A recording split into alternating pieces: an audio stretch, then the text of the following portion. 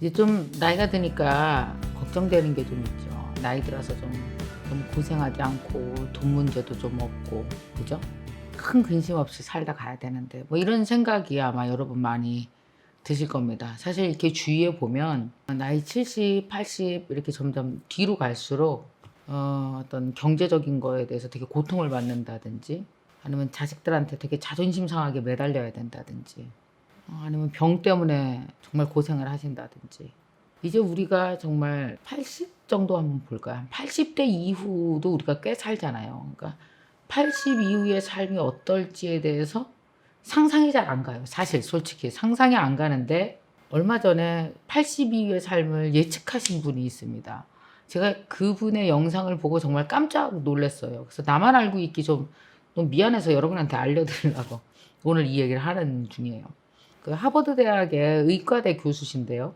75년간에 걸쳐서 연구를 했다는 겁니다. 그래서 표본 집단이 있어요. 724명? 그 사람들이 75년간 추적한 거예요. 그들이 과연 어떻게 살았나. 매년 인터뷰를 하면서 이 사람들이 변화한 모습을 본 거예요. 이제는 이 실험에 참가했던 사람들이 다 거의 다 돌아가신 분도 있고 90대입니다. 90대. 소년 시절부터 시작해서 한 90대에 이르기까지를 쭉 봤으니까 뭐가 나왔냐 하면, 이분들이 제일 궁금했던 질문은 바로 이거예요. 과연 어떤 사람이 노후에도 더 건강하고 더 행복하게 사느냐를 연구했던 거고요. 큰 틀에서 보면. 그래서 그들의 20대, 30대, 40대, 50대를 계속 추적해 나간 겁니다. 근데 특별히 좀 눈여겨봐야 되는 나이가 나왔다는 거예요. 그게 뭐냐면 그게 50대예요. 50대. 왜 그러냐 하면은 20에서 30대, 40대를 살고 50대가 되면은 이제 본격적으로 80대로 들어가는 문을 연다고 보면 어떨까요? 그러니까 우리가 이런 거죠. 좀 정말 이렇게 활력적으로 사는 내 인생의 문을 스스로 여는 게 한 뭐 10대 때, 그죠? 사춘기 때 한번 세게 밀고 나가서 50까지 간다고 치면, 우리는 50이 돼서 또 다른 문을 한번 여는 거죠. 그죠? 그 문을 열고 어디로 갑니까? 죽을 때까지 가는 거죠. 이제 마지막 여는 문은 죽음의 문이겠죠. 뭐가 제일 걱정돼서요. 솔직히 말해서. 제가 우리 엄마 아버지 보니까요. 이거예요. 첫째, 돈 걱정도 돈 걱정이지만 두 번째, 고통 없이 가는 게 참 중요한 것 같아요. 고통은 종류가 되게 여러 가지가 있겠죠. 뭐 돈으로 고통받건, 인간관계로 받건, 뭐 병으로 받건. 근데 이 연구 결과에서 되게 재밌는 연구 결과가 나왔는데, 저도 이거 보고 진짜 깜짝 놀랐습니다. 어떤 사람일까 알아맞혀 보세요. 이런 사람은 나이 들어서 병에 들어도 덜 아프다. 이렇게 산 사람은 나이 들어서 정신적으로 좀 고달프고 힘들어도 그 고통을 덜 느낀다. 이렇게 산 사람은 나중에 80대에 스스로 굉장히 행복하다고 말했다. 이렇게 산 사람 누굴까요? 어떻게 산 사람을 말할까요? 여러분 알아맞혀 보세요. 바로 어떤 사람이냐면, 나이는 50대에 내 주위에 가까운 사람들, 그게 친구건 가족이건 뭐 지역사회건, 관계를 잘 맺고 그 인간관계 속에서 사람에게 기대고 기댐을 받고 이렇게 산 사람. 다시 말하면 50대에 외롭게 살지 않아야 7, 80대 나이 들어서 고통을 덜 느낀대요. 도대체 이게 뭔 말일까? 그럼 여러분, 외로우면 큰일 나는 겨? 예스. 여러분 아시죠? 사람이 외롭게 살수록 나중에 치매가 걸릴 확률이 높다는 말이 있습니다. 이미 많이 들었을 거예요. 이런 경우에 50대 때, 뭐 여자도 그렇지만 50대의 남자가 56세쯤에 부인과 이혼을 했어. 이혼을 하고 뭐 집도 전세로 조그만 데로 옮기고 애들은 가끔씩 찾아오고 그러면서 되게 외롭게 지내. 여러분 느낌이 와요? 이 사람이 80대 때 어떻게 될까요? 엄청 아프다는 거예요. 엄청 아프다는 게 무슨 뜻이냐 하면은, 그러니까 병에 걸려도 그 고통을 상쇄할 데가 없는 거예요. 그래서 아파도 두 배로 아프게 느끼고, 그 다음에 또 마음이 고독하고 힘들고 고통스러워도 그 고통도 두 배로 느낀다는 거죠. 두 배, 세 배로. 훨씬 더 많이 느낀대요. 그래서 왜 50대 때 외롭고 힘들고 막 이렇게 지내시잖아요. 그럼 이게 벌써 문을 열 때 잘못 연 거예요. 그러니까 50대의 감정의 문을 한 10년간 잘 끌고 가야 그 문으로 들어가서 우리가 80대 때 되게 안정적으로 살 수 있다는 거죠. 그러니까 80대에 내가 어떻게 사느냐의 모든 준비가 사실 50대에 이루어지는 거예요. 그래서 50대가 이제 진짜 열심히 일했으니까 그냥 아무것도 안 하고 쉬어야 되겠다. 아무것도 안 할 때가 아니라 뭔가 해야 될 때인 거죠, 우리가. 왜냐하면 뒤로 갈수록 우리는 훨씬 더 불안해지잖아요. 훨씬 더 자원도 없어지잖아요. 그러니까 그나마 남아있는 자원으로 무엇인가 해야 될 때가 있다면 50대인 거죠. 그 자원이 뭘까요? 저는 진짜 중요한 자원이 뭐냐면 인간관계 자원이라고 생각이 드는 거예요. 여러분 혹시 이렇게 일가 친척 꼴 안 보고 사는 사람 있으면요. 50대 때 얼른 회복하세요. 나이 들어서 또 그런 사람 일가 친척 만나고 살아야 돼요. 그리고 또 나이 50대 때 막 내가 이놈의 인간이랑 안 살아야지 막 이를 갈고 싸우고 분하고 억울하고 그러잖아요. 그럼 나중에 어떻게 되는지 아세요? 나중에 80대에 가장 큰 질병으로 작용하는 게 뭔지 아십니까? 바로 외로움이랍니다. 외로움의 질병이 근원이라는 거예요. 모든 질병의 근원이 될 수 있다는 거예요. 외로우면 고통도 크게 느껴. 외로우면 몸이 아파도 훨씬 더 아프다고 느껴. 그리고 고립되는 거잖아요. 외로우면 자기 자신이 잘못 살았다고 느껴. 그러니까 외로운 것 자체가 병을 만들고 있는 거예요. 그래서 여러분 50대 때 외롭게 살잖아요. 그럼 이게 나중에 아파. 그래서 저도 한번 생각해 봤어요. 내가 외롭나? 잘 모르겠길래 내가 우리 직원들한테 나 외롭니? 그랬더니 외로울 틈이 어디 있으세요? 외로울 틈이 어디 있으세요? 근데 그 외로운 거랑 좀 다를 것 같은데 거기서 그 교수님은 또 이런 얘기도 했어요. 어떤 사람은 난 가족과 함께 있어요. 난 남편이 있어요. 아내로 와요. 근데 우리가 얘기하는 거는 그 물리적 환경의 외로움이 아니라 부부가 함께 사는데 서로 안 봐. 한 집에 사는데 마치 따로 사는 것처럼 살아. 이게 외로움이라는 거죠. 감정적 외로움을 얘기하고 있는 거거든요. 물리적 형태가 아니라. 내가 생각하고 있지 않은 가운데 외로움이 나의 어떤 부분을 파괴하고 있겠구나. 내가 만약에 되게 외롭다면 어느 한쪽 부분에서 나는 잘못 살았어. 어느 한쪽 부분에서 나는 힘들다. 고독하다. 이런 느낌으로 나의 어느 한쪽 부분이 이미 아파지고 있는 중이구나.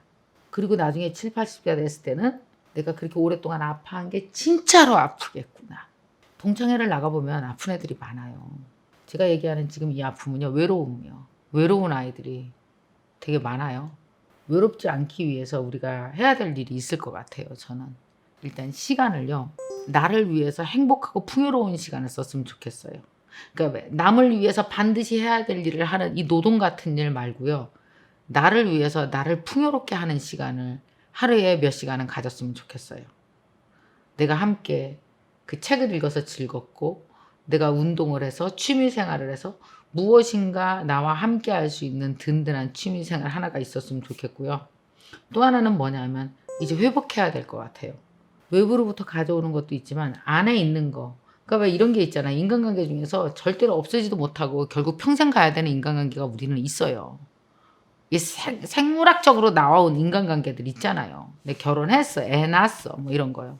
이것이 나중에 나에게 아픔이 되지 않도록 50대에 적극적으로 관리를 해야 되겠다. 혹시 만약에 남편이랑 뭐 좀 사이가 안 좋다 그러면 뭐 일부러 물리적으로 이런 거 한번 해볼 필요가 있지 않을까요? 뭐 같이 산책을 한다든지 일부러 회복하기 위해서 여행을 한다든지 우리가 놓치고 있었던 것이 있지 않을까요? 놓치고 있었던 것. 그래서 50대에 뭔가 가장 가까운 인간관계를 방치해 놨던 거를 좀 단단하게 회복하지 않으면 이것이 나이 60, 70으로 가면 저절로 괜찮아질 일은 없고 노력해야만 괜찮아지니까 한 집에 살면서도 만약에 외로움을 느낀다면 그거는 나중에 두 사람에게 큰 병이 되겠구나.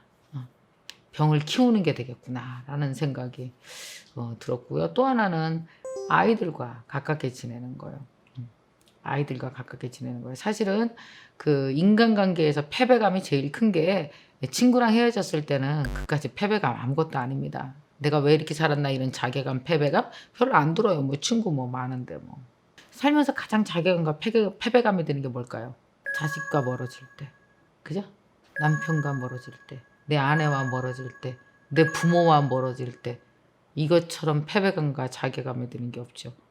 그리고 가족들로부터 고립됐어. 그래서 너무너무 외로워. 그럼 어때요? 괜찮아.